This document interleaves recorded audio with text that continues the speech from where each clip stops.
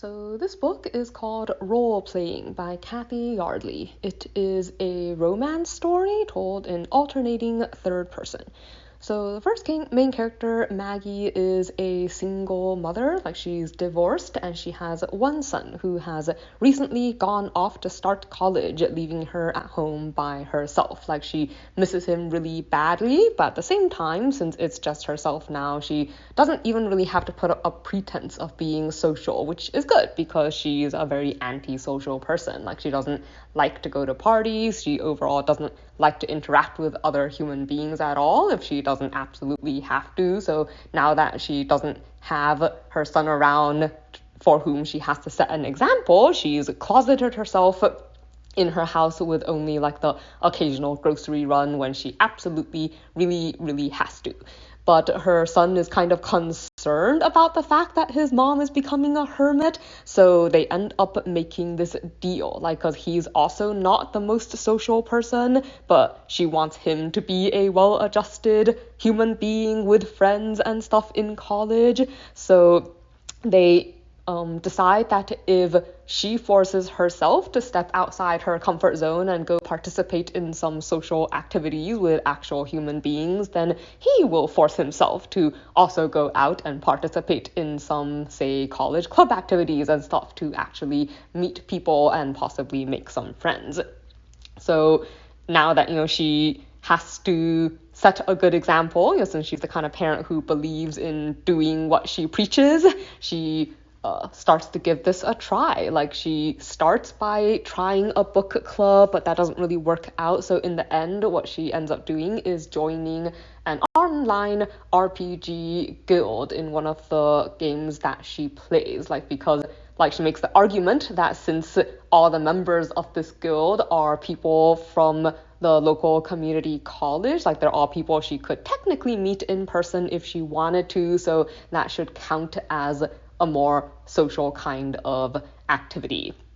So yeah, that's how she meets the other main character, Aiden. He is the head of the guild, and in real life he is, I guess he's technically temporarily retired. He used to help with running a nursing home kind of thing, only he came back to this town in order to look after his father when his father was passing away from cancer, and now that his father's gone, he's sticking around to look after his aging mother. She's having trouble taking care of herself, but also kind of refusing to acknowledge that she has any issues, and there's all these things that he kind of wishes she would start preparing for, I guess, while she still can, because from his own experience with caring for the elderly, these are things that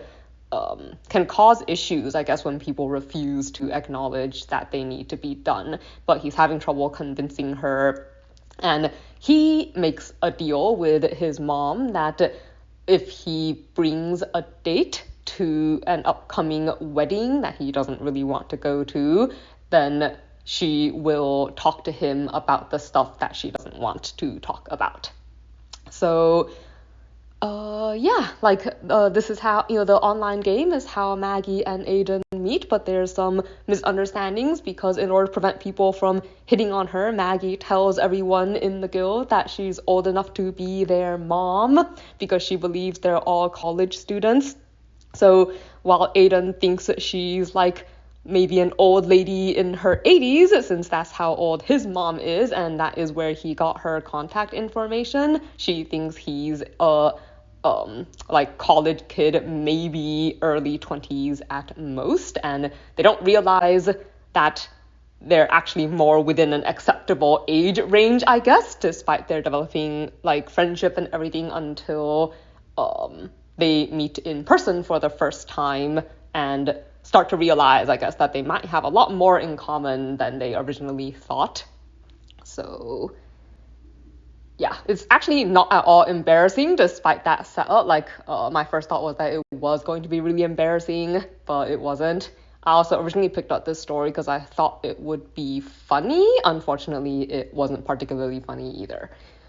Something that I liked. I really appreciated how this was not the love at first glance type of romance story, and in fact, it spends very minimal wordage, like going on and on about how good looking different people are. So that's something I really like. Like, you do very much get to see the building of a solid friendship and stuff before it moves into any type of romantic relationship.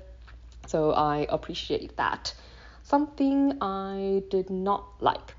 It's a little hard to explain why, but I think I often don't really like it when elements of pop culture show up too frequently in the books that I read. So it kind of happened a little bit in Hollow Places too, but I think it was more prominent in this one, like because the main characters are into things like video games and anime and so on. Like, I don't like, even though I like things like anime, I don't really like it when a lot of those references come up and they start naming shows I recognize and things like that. I don't really know why, it's just something that I don't particularly like in my fiction.